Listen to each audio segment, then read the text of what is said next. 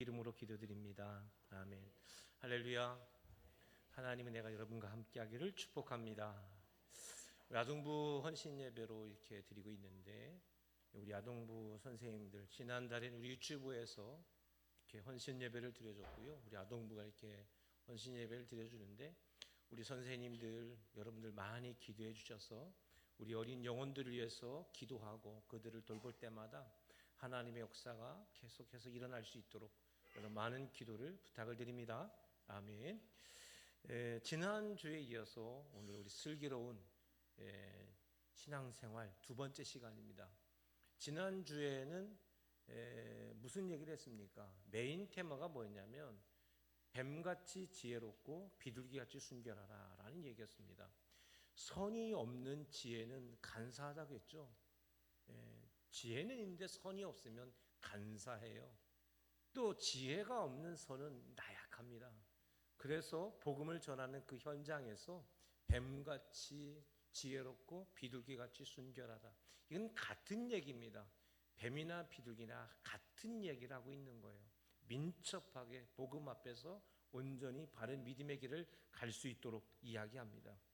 그래서 복음의 현장에서는 어떻게 하라? 선이 있는 지혜, 선이 있는 지혜를 가지고 복음을 전해야 된다라는 얘기고, 또한 환난이 예상되는 현장에서 어떻게 하라? 염려하지 마라 라는 이야기를 했어요. 그리고 끝까지 누구만 바라보고 견뎌라? 주만 바라보고 견뎌라 라는 이야기가 바로 지난 시간이었습니다. 오늘 두 번째 말씀인데요, 24절과 25절 말씀을 먼저 시작해 볼게요. 24절 25절입니다. 같이 읽습니다. 시작. 제자가 그 선생보다 또는 그 종이 그 상전보다 높지 못하나니 제자가 그 선생 같고 종이 그 상전 같으면 조카도다. 집주인을 바알세불이라 하였거든 하물며 그 집 사람들이랴. 아멘. 여기에는 세 가지 관계가 나오죠. 제자와 선생, 그리고 종과 상전, 그리고 집주인과 그 집 사람들, 이 세 가지 관계예요. 이 세 가지 관계를 비교해서 이 세 가지 관계를 통해서 앞으로 복음의 현장에 대한 이야기를 하는데, 그 복음의 현장이 어떻다는 겁니까? 힘들고 어렵고 조금 울리는 것 같아요. 제가 앞쪽에서 그 앞에 보림과 뒷보림이 한 맞으면 좀 울리거든요. 조금만, 감사합니다. 그 복음의 현장이 험로가 예상되는 그 현장에서 제자들에게 어떻게 할 것인가에 대한 말씀을 좀 더 강력하게 메시지를 주고 있습니다. 제장과 스승, 종과 상전 이렇게 얘기하는데, 여기 25절 말씀에 보면 재미나죠. 제자가 그 선생 같고 종이 그 상전 같으면 조카도다. 이거 예수님 말씀이 아니에요. 예수님 말씀이 아니라, 성경은 예수님 말씀 아니라고 하면 성도들이 누구 얘기야? 라고 하실 텐데, 요거는 속담이에요. 유대인들, 팔레스틴 사람들의 속담입니다. 이게 속담, 이거를 곰곰이 우리나라 말로 좀 찾아보니까 제가 생각하기엔 그게 맞을 것 같아요. 그 아버지의 그 아들이다. 이 표현을 긍정적으로 쓰게 되면 그 아버지의 그 좋은 모습이 아들을 잘 닮아서 그 아버지처럼 행동하는 모습들이죠. 근데 부정적으로 보면 어때요? 아버지의 못된 걸 누가 또 그 자식이 똑같이 배우는 거죠. 아버지가 성실한데 그 성실함을 배워가지고 그 아들이 잘하면 아이고 그 아버지의 그 아들이네 그렇게 하죠. 근데 아버지가 불성실했는데 아들도 똑같이 불성실해. 그럼 뭐라 합니까? 아이고 그 아버지의 그 아들이네. 똑같은 말인데 뭐예요? 역량에 따라서 다르죠.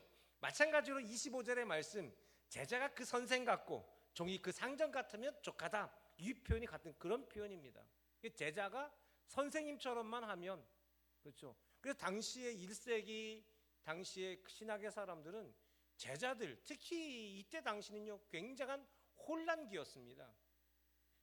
너무나 혼란 시대다 보니까 특히 남자들이 자기가 주로 따르는 그런 공동체들이 많았는데, 그 선생님을 따라하려고 하는 사람들이 참 많았습니다.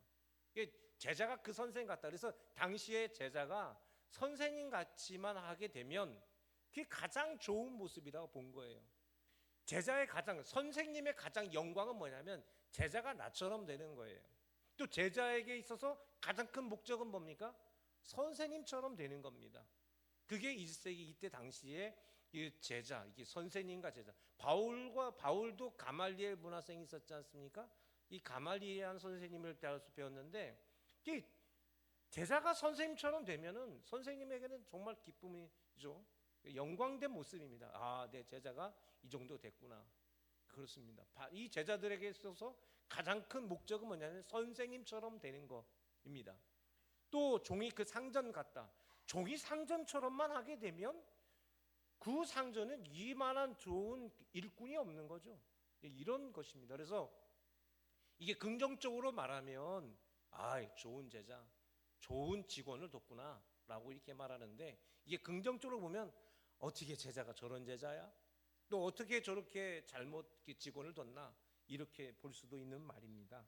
그래서 이때 당시에는 요 이야기가 유대인들이, 팔레스타인 사람들이 우리나라 사람 쓰듯 아이고 그 아버지의 그 아들이네, 이렇게 속담처럼 쓰던 표현입니다. 근데 25절에 근데 뒤에 가면은 하나가 더 있죠. 집주인을 바알세불이라 하였거든 하물며 그 집 사람들이랴. 요 얘기는 예수님 얘기예요. 이게 예수님 이야기입니다. 집주인이라는 집은 공동체를 말하죠. 그 집 사람들이란 표현을 보면 집이라는 것은 하나의 공동체를 말합니다. 근데 공동체 집주인을 바알세불이라 하고 그 집 사람들이라고 하물며 그 집 사람들이랴, 이렇게 표현한 말씀은 설명이 필요합니다. 그러니까 이 집은 예수님의 제자단을 의미하는 것이고, 바알세불은 누구를 말하는 거예요? 예수님을 말하는 겁니다. 바알세불이라는 표현 쓰니까 좀 이상한데, 바알세불이라는 말은 무슨 뜻입니까? 바알이라는 것은 주라는 뜻입니다. 왕, 임금. 세불이라는 말은 세붑이라고도 부르는데, 이거는 귀신이라는 뜻도 있고 파리라는 뜻도 있습니다. 이 고대 사람들이 왜 이 파리를 빗대어서 왕이라고 말했느냐? 그래서 이걸 그냥 말하면 귀신의 왕, 파리의 왕, 또 다른 말은 오물의 왕이라고 했어요. 왜냐? 그 파리가 음식물 같은 데 이렇게 앉잖아요. 그러면서 거기가 음식물들이 부패되어지지 않습니까? 그래서 사람 몸에 뭐가 들어와요? 그 음식을 먹으면 이 병균들이 들어와서 사람이 아프게 됩니다. 그래서 이 바알세불이라 불렀던 건 사람이 병이 오고 병이 안 오고가 이 바알세불이 다스린다라는 표현으로서 바알세불, 그래서 귀신의 왕 이렇게 표현했는데, 이 말을 왜 예수님께서 하셨냐면 이 말씀은 12장에 가면 그 단서가 나와요. 12장 말씀 볼까요? 22절에서 24절까지 말씀인데요. 같이 읽어봅시다. 시작. 그때 귀신 들려 눈 멀고 말 못하는 사람을 데리고 왔거늘 예수께서 고쳐주심에 그 말 못하는 사람이 말하며 보게 된지라. 우리가 다 놀라 이르되 이는 다윗의 자손이 아니냐 하니, 바리새인들은 듣고 이르되 이가 귀신의 왕 바알세불을 힘입지 않고는 귀신을 쫓아내지 못하느니라 하거늘. 아멘. 자, 예수님의 사역은 예수님의 사역들 중에 마태복음에는 독특하게 갈릴리 사역이 있습니다. 갈릴리 사역은 1차, 2차, 3차에 걸리는 갈릴리 사역인데, 8장 이 앞에 8장 이전에는 5장서부터 뭐가 나오냐면 산상수훈의 말씀이 나오죠. 여기에는 예수님께서 제자들을 특별한 훈련했던 제자 훈련 기간이었습니다. 이 제자 훈련이 끝나고 나서 첫 번째 갈릴리 사역을 시작하십니다. 그 갈릴리 사역의 지금 1차 갈릴리 사역이 온 다음 주까지가 마지막이에요. 그 다음에 11장서부터 12장까지는 이렇게 13장 여기에 이어지까지는 2차 갈릴리 사역입니다. 그 다음 14장서부터 16절까지는 3차 갈릴리 사역이에요. 그러니까 2차 갈릴리 사역하던 중에 제자들, 예수님 이 눈 멀고 말 못하는 사람, 이게 장애인들이죠. 이 장애는 고쳐지는 겁니까? 안 고쳐지는 겁니까? 안 고쳐지니까 이 장애예요. 고쳐지면 장애가 아닙니다. 근데 장애인들이 온 거예요. 이거는 어떻게 고칠 수가 없는 거 아닙니까? 그런데 그들이 예수님께 와가지고 도움을 구할 때 예수님이 이 사람들을 치유하는 놀라운 역사가 일어났습니다. 이 역사가 일어났는데 23절 보면 이 예수님의 그 놀라운 사역을 통해서 그들이 뭐라고 말했냐면, 이 사람은 누구다? 다윗의 자손이 아니냐? 이렇게 말하는 겁니다. 이 말은 뭐냐? 다윗의 자손이다라는 표현은 메시아라는 뜻이에요. 왜? 이들에게는 메시아가 누구 자손에서 오는 겁니까? 다윗의 자손이죠. 물론 예수님은 다윗의 자손이기 맞지만 사람들은 예수님을 뭘로 보았다는 얘기입니까? 메시아로 보았다는 얘기죠. 메시아로. 이렇게 사람들이 뭐요? 막 예수님에 대한 그 인기가, 또 예수님에 대한 지지가 굉장히 놀라게 됐습니다. 근데 반면 바리새인들은 그 예수님의 이 모습들을 어떻게든지 폄하시켜야 되니까 그들의 신앙은 뭡니까? 이 사람이 장애가 있는 것은 죄 때문에 생긴 거 아닙니까? 그러니까 죄 때문에 병에 걸리고 장애가 생긴 거니까 저거 귀신 들린 사람을 고쳐줬으니까 저건 귀신의 왕, 그 귀신의 왕의 수하든지 귀신의 왕이다 해서 바알세불이라고 예수님을 지칭하게 됩니다. 예수님 바알세불이다. 오늘 본문의 말씀에서 다시 돌아가서 집주인을 바알세불이라고 했다는 얘기는, 오늘 본문 다시 돌아가 보면 25절에 바알세불이었던 얘기는 바로 이 마태는 이 예수님의 모든 사역을 다 경험하고 난 이후에 마태복음을 기록하지 않습니까? 그래가지고 이 말씀 25절에서 집주인을 바알세불이라 했다는 이 이야기는 예수님의 말씀이기도 했지만 사실 이 부분만은 3차 전도 여행 때 기록된 말씀이 앞으로 당겨진 거예요. 왜냐하면 3차 전도 여행이 끝나고 나서부터는 예수님이 유대로 들어가게 됩니다. 그러면서 더 앞으로 가면서 십자가를 져야 하는 그 엄중한 상황들이 있었던 거예요. 그래서 마태는 처음 이 제자들을 파송하는 이 장면이지 않습니까? 1차 갈릴리 사역이 끝나고 2차 때는 제자들이 실제로 파송되는 거잖아요. 그래서 이때 이 마태는 이 제자들이 파송되는 이 장면을 더 극대화시키기 위해서 이 바알세불이라는 말을 3차 전도여행 때 기록된 것들을 앞으로 당겨버립니다. 그만큼 마태가 이 부분을 좀 더 극대화시켰던 것이고 이 이야기는 예수님의 말씀인 것은 분명하다 볼 수가 있습니다. 이런 이야기가, 그러니까 24절 25절 앞부분은 당시의 속담을 가지고 이야기했다면 25절 뒷부분은 제자단의 현재 특성, 제자단이 바로 그런 엄중한 상황 속에서 복음을 전하러 가야 된다라는 그 상황과 그 어려운 현실을 이야기하고 있습니다. 그래서 제자는 그 선생 같고 종이 그 상전 같으면 족하다. 이 말은 뭐냐면 스승처럼 되어서, 그러니까 내가 지금 이 당하는 고난은 예수님이 선생님이니까 내가 선생님처럼 되어져야 되니까 예수님이 앞으로 이 갈릴리 사역이 끝나고 나서 유대로 가게 되면 고난과 고통과 십자가의 길을 가야 되지 않습니까? 그러면 제자들도 예수님처럼 되려면 어떤 길을 가야 돼요? 예수님과 같은 십자가의 길을 가야 되지 않습니까? 할렐루야. 바로 그 부분이었어요. 그 이야기를 강력한 메시지를 주기 위해서 마태는 이 부분을 이곳에 넣게 됐습니다. 스승처럼 되는 것이 가장 큰 영광인데 또 자녀들은 부모처럼 되는 게 참 기쁘죠. 그렇게 되는 것은 정말 영광인데 문제는 뭐냐? 그 길이 어떤 길입니까? 너무나 어렵고 힘든 길. 예수님의 길은 십자가의 길이잖아요. 할렐루야. 십자가의 길이잖아요. 그러니까 아직 제자들은 이것을 몰랐지만 이것을 다 경험한 이후에 마태는 이게 십자가의 길이었다는 것을 알고 이 표현들을 쓰게 된 것입니다. 그러면서 오늘 본문 26절에 가면 뭐라고 되어 있나 볼까요? 26절 뭐라고 되어 있습니까? 그런즉 그들을 두려워하지 말라. 오늘 말씀엔 두려워하지 말라. 부정명령문입니다. 두려운 길, 앞으로 가는 길이 어려운 길, 힘든 일이지만 너희들은 나처럼 돼야 되지 않느냐? 그렇죠? 너희들은 내 집에 있는 사람들 아니냐? 그러니까 당연히 너희들이 이것이 영광된 길이기에 반드시 이 길을 가야만 한다. 그러나 뭐하나? 뭐하지 말라? 두려워하지 말라. 그러니까 오늘 말씀은 두려워하지 말라라는 이야기가 오늘 본문 말씀의 가장 큰 주제입니다. 포베오라고 되어 있습니다. 영어로는 Do not be afraid라고 되어 있어요. 두려워하지 말라. 성경에는 이 표현이 참 많이 있죠. 영어 성경을 읽어보면 가장 참 마음에 기쁜 게 두려워하지 말라는 표현이 참 좋아요. Do not be afraid, do not be afraid. 두려워하지 말라, 두려워하지 말라. 여러분, 우리가 뭔가 되어지고자 한다면 반드시 어려운 과제를 내가 극복해야 합니다. 맞죠, 여러분? 예, 맞아요. 내가 시골에서 농사를 질 때 좋은 벼를 우리가 좋은 쌀을 얻으려고 하면은 열심히 일해야 합니다. 열심히 일하지 않고서 그 좋은 쌀을 얻을 수 있습니까? 없습니까? 절대로 못 얻습니다. 내가 좋은 직장에 가려고 위해서는 열심히 공부하는 과정이 필요한 거죠.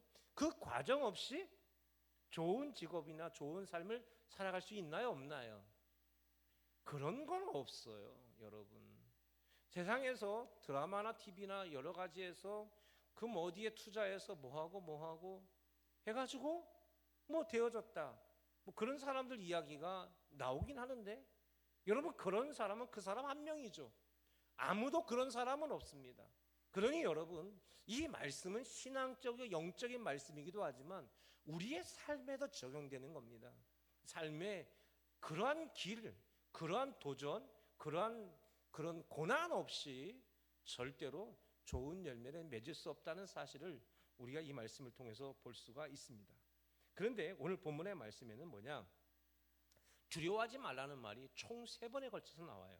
26절에서도 두려워하지 말라, 28절, 31절에도 이 말씀이 나오는데, 이 이야기를 가지고 오늘 본문을 이제 전개 나갈 거예요. 첫 번째 두려워하지 말라, 26절을 같이 읽어봅시다. 26절 시작. 숨은 것이 알려지지 않은 것이 없느니라. 와, 이 말씀은 그냥 원어로 읽어야 가장 재미있고 연구하기가 재미난 말씀이에요. 이 신학자들이 봤을 때는 아주 그 공식적으로 재미있게 표현된 표현입니다. 여기 말씀에는 2가지 이유 때문에 두려워하지 말라 하죠. 이게 두려워하지 말라는데 2가지 이유를 예수님이 댔어요. 하나는 뭐냐면 감추인 것이 드러나지 않는 것이 없고 숨은 것이 알려지지 않는 것이 없기 때문에 두려워하지 말라는 거죠. 여기서 말하는 감추인 것과 숨은 것은 뭐죠? 감추인 것과 숨긴 것, 지금 감추어져 있고 숨은 것이 있어요. 그것 때문에 두려워하지 말라는 얘기예요. 감추어졌다, 숨겨졌다. 감춰진 것과 숨겨진 게 뭐예요? 그게 바로 복음이에요. 뭐라고요? 복음입니다. 할렐루야. 복음이 지금은 감춰져 있기 때문에 두려워하지 말라. 왜냐? 반드시 어떻게 된다? 드러난다, 알려진다 라고 되어 있기 때문에. 지금은 숨겨져 있지만 반드시 드러나게 되니까 두려워하지 말라라고 되어 있습니다. 감추어진 칼립토라고 되어 있고요, 숨은 것 크립토라고 되어 있습니다. 같은 비슷한 말입니다. 이것이 반드시 드러난다라고 되어 있죠. 드러난다는 말의 표현이 뭐냐면, 이 감추인 것이 드러난다, 칼립토인데 드러난다라는 말은 아포칼립토예요. 재미난 표현이죠. 칼립토, 아포칼립토, 이렇게 된 거예요. 칼립토, 아포칼립토. 이 말이 재미나죠. 이 아포칼립토라는 얘기는 뭐냐면 폭로하다, 덮개가 벗겨지다, 나타나다, 드러나다입니다. 미래 수동형입니다. 그래서 무슨 말이냐면 반드시 때가 되면 드러난다, 완전히 까발려진다라는 표현이 아포칼립토예요. 근데 감춰진 건 뭐예요? 칼립토, 아직 숨겨져 있는 거예요. 숨겨져 있기 때문에 반드시 드러나는 것입니다. 뭐가 드러나느냐? 뭐가 드러나요? 감춰진 것과 숨겨진 것이 복음이라고 했으니까 반드시 때가 되면 드러나는 게 뭐예요? 복음이 드러나는 거예요. 그 복음이 드러난다 할 때 이 복음이 어떻게 되냐? 아포칼립토를 썼을 때는 복음이 반드시 드러나서 복음이 무엇인지를 정확하게 증명해낼 것이라는 얘기예요. 뿐만 아니라 그 복음이 완전히 증명되고 나면 그 복음을 따르던 사람, 감추어진 기간 동안 그 복음을 따르는 사람들에게는 그거에 합당한 보상이 주어지지만, 그 복음에 합당하지 못한 사람들은 어떻게 된다? 봉을 받는다라는 이야기가 아포칼립토라는 얘기예요. 그래서 여러분, 요한계시록, 신약 성경의 제일 마지막이 요한계시록인데, 요한계시록을 원어로 말하면 아포칼립스라고 되어 있어요. 예언서.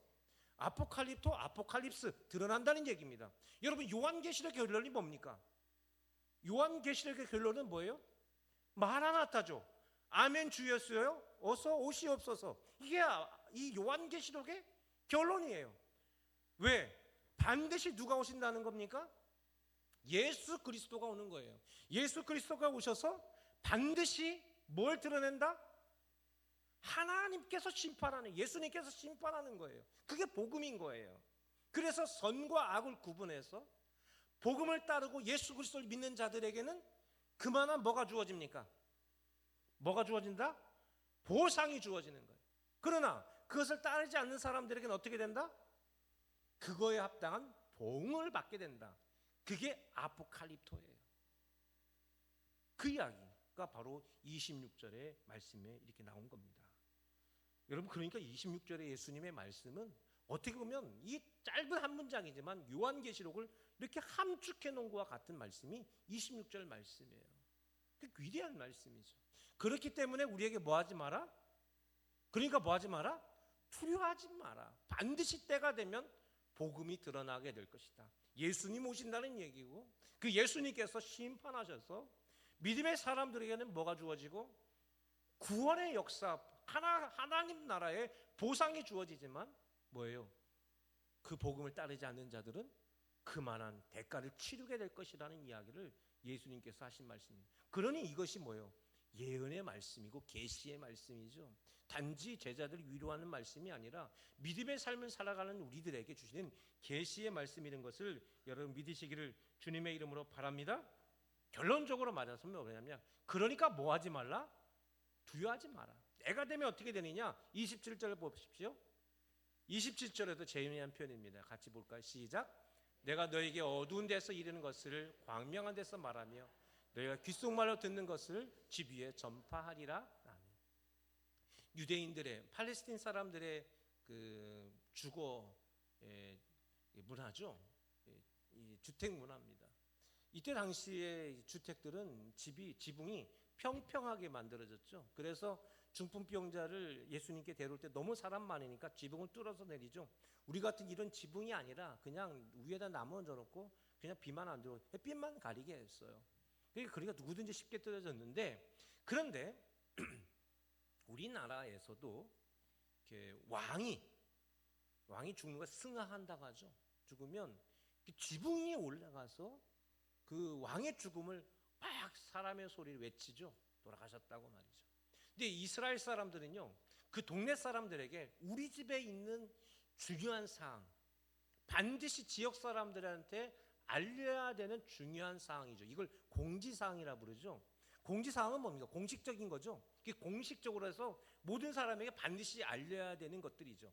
그게 뭡니까? 사망의 소식이나 출생의 소식이나 이런 중요한 이야기들은 이 팔레스틴 사람들은 지붕에 올라가가지고 사람들 앞에서 여보시오, 동네 사람들, 우리 집에 어떤 일이 있습니다 라고 알리는 거예요. 이게 그들의 문화였습니다. 그래서 27절 말씀은 뭐냐면, 앞으로 반드시 당당하게 예수 그리스도가 오셨다, 예수 그리스도를 믿는 자는 구원을 받는다, 당당하게 복음을 전할 날이 올 것이다. 할렐루야. 지금은 우리가 숨겨진 것처럼 우리가 드러내고 말지 못하고, 또 이것을 이야기했을 때 사람들이 비판하고 비방할 수 있겠지만, 그러나 때가 되면 완전하게 복음을 전할 수 있을 것이다라는 그러한 예언의 말씀이 바로 27절의 말씀이라는 사실, 반드시 일어날 놀라운 사실. 그러니까 뭐 하지 마라? 두려워하지 말라. 할렐루야. 그 첫 번째 말씀입니다. 자, 두 번째 두려워하지 말라는 말씀은요, 28절 말씀이에요. 28절 말씀 다 같이 시작. 몸은 죽여도 영혼을 능히 죽이지 못하는 자를 두려워하지 말고 오직 몸과 영혼을 능히 지옥에 멸할 수 있는 이를 두려워하라. 아멘.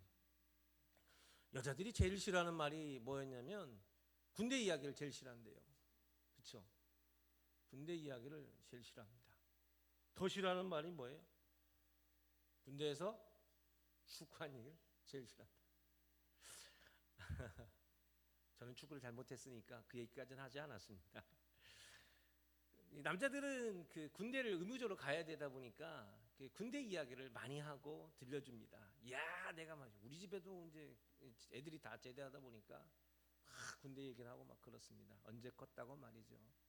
예, 얼마나 재미난지 모릅니다. 뭐 군대에 가면 어떤 훈련이 있는데 굉장히 어떤 줄 아냐, 눈물 콧물 달린다. 주로 이제 가스실 들어갔다는 얘기로 얘기해. 저도 가스실 들어가 봤는데요. 들어가기 이제 뭐라고 말하냐, 가스실 들어갈 때 그 눈물 콧물 다 흘린다 막 그러죠. 저도 그랬습니다. 그래서 저는 이 아침 먹는데 괜히 막 토하고 그럴까봐 잘 못 먹겠더라고요. 근데 군대 생활 전체를 보면 가스실이 가장 힘든 훈련이냐라고 말하면 전혀 그렇지 않습니다. 전혀 그렇지 않아요. 그 잠깐 있던 힘든 거일 뿐이에요.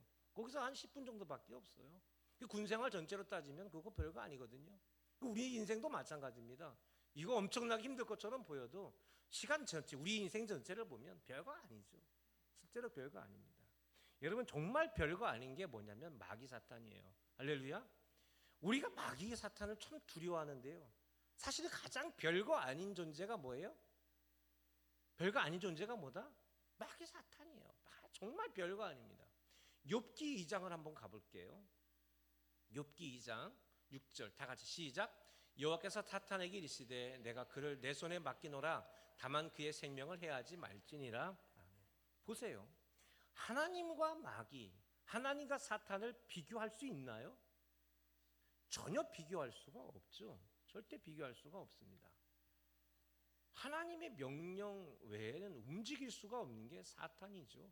사탄의 그 모습을, 사탄의 한계점이 보이는 겁니다. 오늘 본문의 말씀에도 몸과 영혼에 대한 이야기를 하고 있는데 이건 능력의 차이예요. 능력의 차이. 능력의 차이라는 말은 존재의 차이라는 것이고, 능력의 차이, 존재의 차이라는 것은 뭐냐? 비교 대상이 아니라는 얘기입니다. 그러니까 우리가 욥기의 말씀에 보면 하나님과 사탄은 비교 대상입니까? 비교 대상이 아닌 거예요. 비교 대상이 아닌 거예요. 그렇죠? 남자와 여자는 비교 대상이 아닙니다. 그렇죠? 남자가 여자와 어떻게 비교 대상입니까? 여자는 여자와 비교 대상이고 남자는 남자와 비교 대상이지. 제가 우리 사모하고 같이 팔씨름해서 제가 이겼다고 해서 내가 우리 사모보다 힘이 세거든? 이렇게 하면 제가 뭐예요? 바보 같은 놈이 되는 거죠. 그렇죠? 이건 비교 대상이 아닌 거예요. 제가 뭐 누구 우리 다른 남자와 팔씨름해가지고 제가 팔씨름 약해가지고 결혼하기 전에 우리 사모한테 자기야 가가지고 괜히 오빠한테 팔씨름 하자 하지 마. 엄청 망신. 내가 팔씨름이 좀 약해가지고 좀 팔씨름하는 거 진짜 싫어하거든요. 그 얘기를 했던 기억이 납니다. 그 여자들만 붙들고 그러면 제가 얼마나 팔불줄 같은 사람입니까? 비교 대상이 아니죠. 요새는 이상하게 남자와 여자를 비교하고 그런 모습도 있어요. 우리나라 사회가 좀 이상한다라는 생각이 들 때가 많습니다. 자, 하여간 여기서 뭐냐? 사탄의 한계점이 뭐예요? 하나님과 비교 대상이 없고 하나님의 말씀 알면 꼼짝도 못하는 존재인 것처럼 보여지지 않습니까? 마귀 사탄의 그가 할 수 있는 일은 오직 딱 하나예요. 회방하는 것과 이간질하는 것밖에 없습니다. 마귀의 역할은 회방과 이간질, 그것 이상 이하 없어요. 그거 하나입니다. 회방하는 것, 이간질하는 것, 이거밖에 없어요. 다시 본문으로 돌아서 우리가 유념해야 될 것이 무엇이냐? 오늘 본문 28절 두고 우리가 기억해야 되는 건 뭐냐면, 복음을 전하는 현장에서 어려움은 누구의 회방이에요?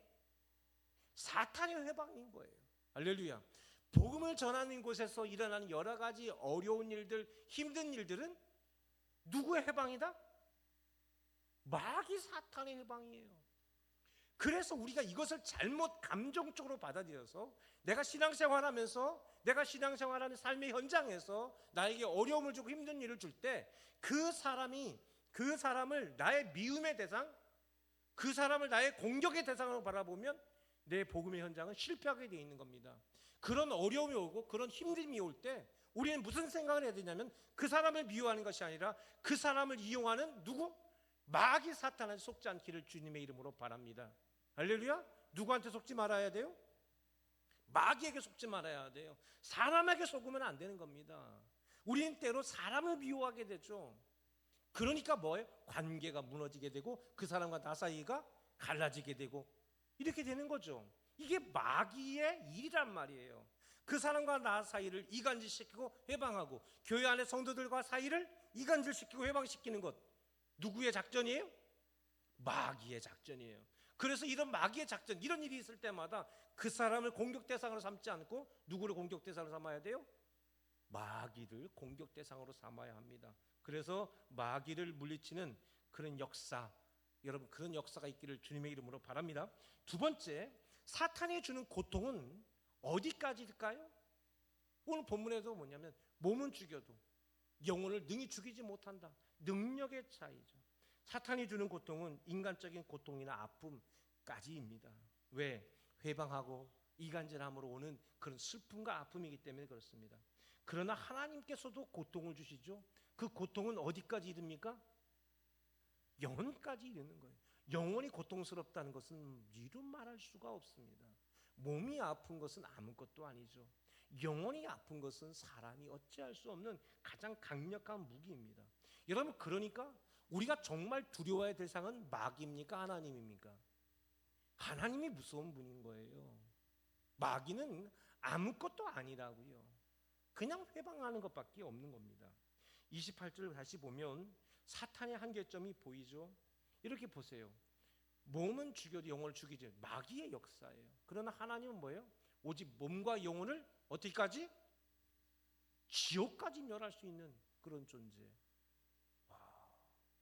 지옥, 이걸 뭐라고 부릅니까? 원어로는 게헨나라 부릅니다. 게헨나. 이제 게헨나라. 예루살렘에서 남동부에 가면, 남쪽 밑으로 가면, 남동쪽으로 나가면 흰놈의 아들 골짜기라는 곳이 있습니다. 흰놈의 아들 골짜기는 구약 성경에서부터 나오는 아주 오래된 지역의 골짜기예요. 근데 이 골짜기는요, 뭐 하는 곳이었냐면, 여러분 심청전에 보면 심청이가 어디에 가서 빠져요? 인당수에 빠지잖아요. 그 인당수에 빠뜨린다는 것은 인신공양한다고 하죠. 사람을 제물로 바치는 걸 인신공양이 부르는데, 그 심청전에 보면 인당수가 바로 그것이에요. 예, 이 흰놈의 아들 골짜기가 바로 뭐냐? 인당수입니다. 사람을 뭐예요? 제물로 바치는 곳이 바로 이곳이에요. 그래서 이 시 당시에 어떤 신이냐면, 그 황소를 섬기는 신 몰록이라 부르죠. 밀곰이라고도 부르요. 같은 신입니다. 몰록이라 부르는데, 이 몰렉 신을 섬길 때 그 황소로 돼 있어요. 그 황소 앞에다가 불을 피우고 어린아이, 남자아이를 불러 태워 죽여버리는 겁니다. 근데 이것만 하면 좀 괜찮은데, 이 황소를 뜨겁게 해가지고 그 뜨거운 쇠똥을 위에다가 아이를 얹어버려가지고, 왜 여러분 왜 고기 구울 때 불판에다 넣는 것처럼 그렇게 태워 죽여버리는 그런 아주 너무 무자비하고 이런 일들이, 어린 아이들을 이곳에 인신공양했던 장소가 바로 흰놈의 아들 골짜기예요.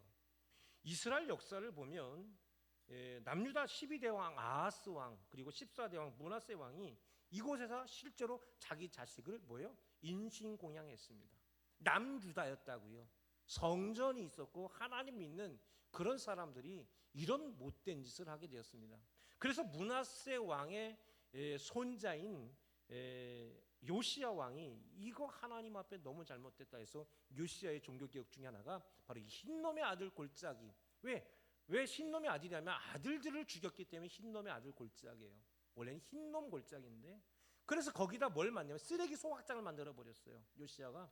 그래서 다시는 여기다가 뭐예요? 재물 바치는 일이 없는 원천적으로 봉쇄를 시켜버려서 쓰레기 소각장을 만들고, 또 나중에는 그 사형수들 있지 않습니까? 사형당했거나 사형당한 죄수들이나 아니면 죄인들인데 그 옥사에서 죽은 자들을 어디다 갖다 버려서 태워버렸냐면 여기다 가서 태워버려서 없애버렸습니다. 그래서 이 흰놈의 아들 골짜기는 뭐예요? 이때 당시 이 유대 사람, 팔레스타인 사람 역사적으로 지옥과 같은 동네, 지옥과 같은 곳, 그 골짜기가 바로 그 지옥과 같은 곳이, 아이들의 울음소리가 나고 아주 음산하고 죽음의 골짜기가 바로 흰놈의 아들 골짜기인데, 그 흰놈이라는 말을 헬라어로 말하면, 흰놈이라는 말이 히브리어인데 헬라어로 말하면 그게 게헨나입니다. 게헨나라는 말이 바로 거기에서 나와요. 지옥, 아주 슬프고 고통스럽고 잔인한 이 이야기들을 뭔가 이야기를 만들어줘야 되는데, 그 지옥을 뭐라 부르냐면 그 흰놈의 그들의 봤을 때 가장 고통스러운 장소로 흰놈 골짜기를 했기 때문에 지옥을 그 이름을 따서 게헨나, 흰놈이라고 부르는 겁니다. 정확하게는 흰놈이 맞죠. 이런 곳에 가게 된다라고 말하는 거죠. 인간의 몸과 영혼을 지배하는 분이 누굽니까? 하나님이시죠. 그렇죠. 인간의 몸과 영혼을 게헨나로 보낼 수 있는 분도 누굽니까? 하나님이시죠. 그래서 드라마에서 무슨 여자 연예인이 뭘로 게헨나로 보낸다는 드라마가 나오는데 말도 안 되는 소리를 그 역사는 오직 하나님만, 누구만? 하나님만 하신다. 그러니 이 복음의 말씀을 듣지 않는 자들, 감추어져 있고 숨겨져 있는 이 복음의 말씀을 듣지 않는 자들은 어떻게 된다는 거예요? 보응이 뭐예요? 게헨나예요. 게헨나. 그러니까 정말 우리가 두려워할 분은 하나님. 그렇기 때문에 이 복음을 들고 있고 그 복음을 전하는 우리는 두려워할 필요가 있다 없다? 그렇기 때문에 두려워하지 말라라는 이야기를 이렇게 말씀하고 있습니다. 할렐루야. 자, 세 번째 두려워하지 말라는요 29절과 31절의 말씀입니다. 29절에 31절 시작. 참새 두 마리가 한 아사리온에 팔리지 않느냐? 그러나 너희 아버지께서 허락하지 아니하시면 그 하나 땅에 떨어지지 아니하리라. 너희에게는 머리털까지 다 세신 바 되었나니 두려워하지 말라. 너희는 많은 참새보다 귀하니라. 아멘. 오늘 우리 예수님은요 전혀 못 알아들을 말을 하신 분이 아니고요. 그때 당시 사람들이 들었을 때는 100% 이해할 말씀을 하신 거예요. 29절 31절까지의 말씀도 이 유대인들이라면 어떤 의미로 했는지 다 알고 있습니다. 참새 두 마리가 한 아사리온에 팔린다고 했어요. 여러분 우리가 성경에서 보듯이 이때 1세기 당시 사람들이 남자가 하루 나가서 받는 일당이 한 데나리온입니다. 한 데나리온인데 한 아사리온이라 하면은 한 데나리온의 16분의 1이에요. 그러니까 한마디로 말하면 굉장히 작은 아주 낮은 화폐예요. 로마 동전인데 굉장히 이렇게 얼마 안 되는 건데 참새 두 마리가 한 아사리에 팔리지 않느냐? 이 표현은 그때 당시 그들이 쓰는 유행어예요. 유행어로 이 표현을 쓰게 된 겁니다. 그러니까 아주 그 싸구려를 갖다가 싸서 먹는 그런 얘기. 그러니까 너무 가난해서 먹을 것이 없어서 참새를 잡아 먹어야지. 그걸로 이 단백질을 섭취할 수밖에 없는 사람들, 그렇게 가난하고 뭐 그런 일들. 이걸 다른 말로 말하면 우리 젊은 그 연예인들이 그런 얘기 하더라고요. 뭐 방송 같은 데 나와서 내가요 힘들어가지고 뭐 알바로 요것도 해봤고요. 심지어 노숙까지 해봤어요. 요런 표현이 바로 저거예요. 참새 두 마리가 한 아사리에 팔리지 아니하느냐. 요 표현 쓸 때는 바로 그 뉘앙스를 이곳에 가지고 있는 것입니다. 하나님께서 뭐예요? 이렇게 아주 낮은 것까지도 하나님께서 기억하고 있죠. 너희에게는 머리털까지도 세신 바 되었다. 유대인들에게 있어서 우리 몸의 모든 신체 기관 중에 가장 하찮은 것, 버려버리는 것이 머리털입니다.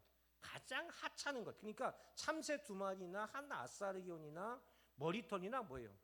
하찮은 걸 말하는 거예요. 하찮은 것. 그 하찮은 것까지도 하나님이 뭐예요? 지키시고 보호하신다는 얘기예요. 할렐루야. 이 표현을요. 오늘 우리 말로 말하면 이런 겁니다.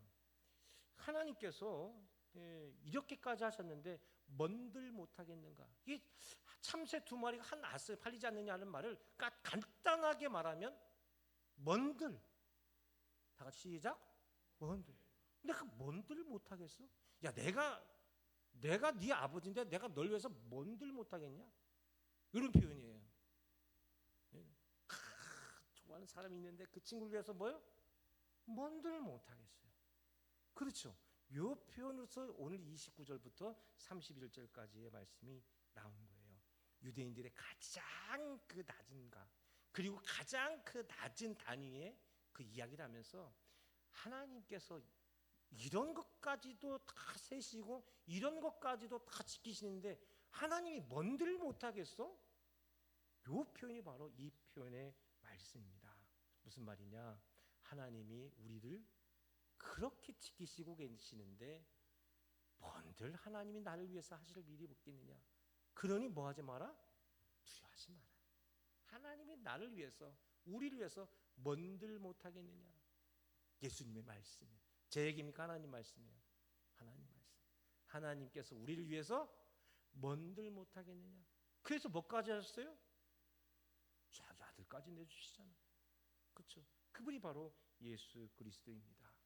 그러면서 오늘 우리에게 뭐라고 말씀하십니까? 31절, 32절, 33절, 32절만 읽어봅시다. 시작.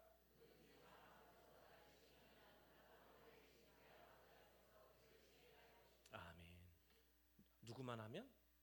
예수님을 시인하기만 합니다.